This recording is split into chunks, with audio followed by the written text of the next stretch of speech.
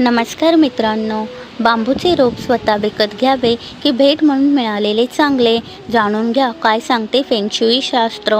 अनेकांच्या घरात आपण बांबू ट्री पाहतो, त्याच्याने पैशांचा ओघ वाढतो अशी श्रद्धा आहे.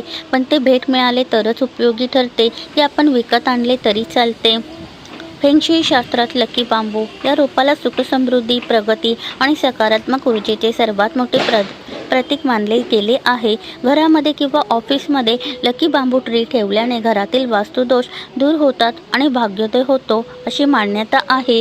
पण अनेकदा लोकांच्या मनात एक मोठा संभ्रम असतो. बांबूचे रोप कोणाकडून तरी भेट म्हणजेच गिफ्ट मिळाले तर ते चांगले असते किंवा मिळणे चांगले की स्वतःच्या पैशांनी विकत घेणे चांगले? या विषयावर फेंगशुई शास्त्र नक्की काय सांगते याविषयीची सविस्तर माहिती आजच्या व्हिडिओच्या माध्यमातून जाणून घ्या. नमस्कार मित्रांनो, श्री स्वामी समर्थ. फेंगशुई शास्त्रानुसार बांबूच्या रोपाचे दोन्ही प्रकारे वेगळे महत्त्व आहे, परंतु त्यातून मिळणारी ऊर्जा आणि फायदे यामध्ये थोडा फरक पडतो. भेट म्हणून मिळणे सर्वात शुभ मानले जाते. फेंगशुईनुसार जर तुम्हाला लकी बांबूचे रोप कोणीतरी भेट म्हणून दिले तर ते सर्वात जास्त शुभ आणि प्रभावशाली मानले जाते. ऊर्जेचा प्रवाह. जेव्हा एखादी व्यक्ती तुम्हाला हे रोप प्रेमाने किंवा चांगल्या भावनेने भेट देते, तेव्हा त्या व्यक्तीच्या सकारात्मक भावना आणि सदिच्छा त्या रोपासोबत तुमच्या घरात प्रवेश करतात. याचा अर्थ आपण कोणाला तरी अशी भेट द्या हे सुचवणे अपेक्षित नाही, ते आपसूक मिळाले तरच लाभ होतो.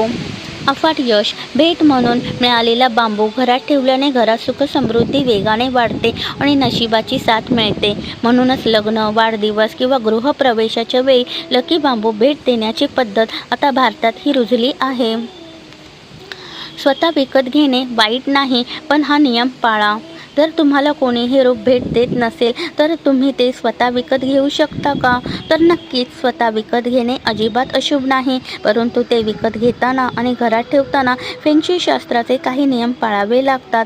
सकारात्मक विचार. जेव्हा तुम्ही स्वतः लकी बांबू खरेदी करायला जाल तेव्हा मनात कोणताही संकोच किंवा नकारात्मक विचार ठेवू नका. ते रोप तुमच्या आयुष्यात समृद्धी आणत आहे या श्रद्धेने ते घरी आणावे. रोपाची निवड. स्वतः खरेदी करताना रोप पूर्णपणे हिरवेगार, निरोगी आणि त्याचे खोड मजबूत असेल याची खात्री करा. पिवळे पडलेले किंवा सुकलेली रोप घरात आणू नका. बांबूच्या काड्यांच्या संख्येचे गुपित. फेंगशुई शास्त्रामध्ये बांबूच्या रोपात असणाऱ्या काड्यांच्या संख्येला खूप महत्त्व आहे.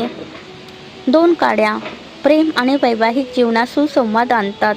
बांबूच्या 3 काड्या आनंद, दीर्घायुष्य आणि संपत्तीचे प्रतीक आहेत.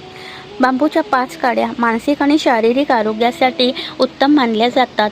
बांबूच्या 8 काड्या व्यवसाय किंवा नोकरीत प्रचंड प्रगती आणि धनलाभ घडवून आणतात. बांबूच्या 9 काड्या नशीब आणि भाग्योदय घडवून आणतात.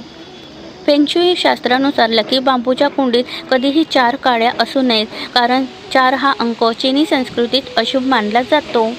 धन्यवाद. श्री स्वामी समर्थ. जय जय स्वामी समर्थ.